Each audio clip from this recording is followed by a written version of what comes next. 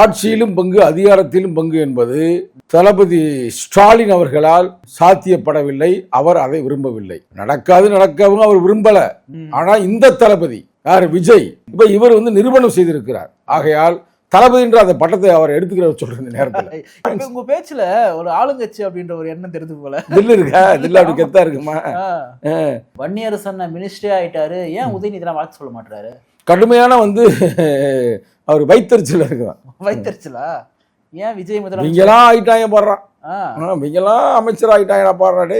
2 பேர் பிராமணர்களுக்கு கொடுத்துருக்காங்க, இது சனாதனம், இது RSS, விஜய் ஒரு RSS உடைய ஏஜென்ட் அப்படின்னு சொல்லிட்டு ஐயா பெரியவர் ஆசிரியர் வீரமணி இந்த 2 பேரையும் மாத்தணும்னு சொல்லிட்டு அறிக்கை விட்டுருக்காரு. இப்ப வந்துட்டாரு அவரு. எங்க வந்துட்டாரு? எங்கேயோ வெளிநாடு போயிருந்தாரு. எங்கேயோ கொஞ்ச நாளா வயசுல பெரியவரை போய் கிண்டல் பண்றீங்க. இப்ப நீங்க என்ன சொல்ல வரீங்கன்னா, இப்ப திரும்பி ஒரு சுயநினைவுக்கு வந்திருக்காரு சொல்ல வரீங்களா? என்ன உண்மையிலே அவர் அப்படி சொல்றாரா? சத்தியமா சொல்லிருக்காரு. 2 பேரும் மாத்தணும் விஜய்னு சொல்லிருக்காரு. 2 பேரும் மாத்தணும். ஆளே காணும் நான் தேடிக்கிட்டு தெரிஞ்சேன். ஆனா நீங்க இவரை உட்கார்ந்து சும்மா வேட்டி சட்டை மாட்டி வந்திருந்தா கூட பிரச்சனை. இந்த கோட்டு மாட்டெல்லாம் ரொம்ப மிரண்டு போயிட்டாங்க. எல்லாரையும் கதற விடுறாருங்க. ரொம்ப பாவம். என்ன பண்றது? அந்த காலத்துல புரட்சி அம்பேத்கர் கோட்டை போட்டு கதற விட்டாரு. இப்ப இவர் நிகழ்காலத்துல விஜய் அவர்கள் கதற விடுறாரு. அம்பேத்கருடைய கனவு நிறைவேறதான் நீங்க உணர்றீங்களா? அதான் பிரதர், ஆட்சியில இன்னைக்கு அதிகாரத்தில் பங்கு பெறுவது என்பது புரட்சி அம்பேத்கருடைய கனவு.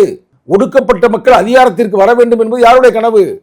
அம்பேத்கருடைய கனவு. அந்த கனவை இன்னைக்கு நடைமுறைப்படுத்தியிருக்கிறார் என்றால் இது சாதாரண விஷயம் இல்லை. நான் சொல்றேன் பிரதர், இன்னும் 20 வருஷத்துக்கு எந்த கட்சிக்காரனு, குறிப்பா திமுக அதிமுக தலை தூக்க முடியாது.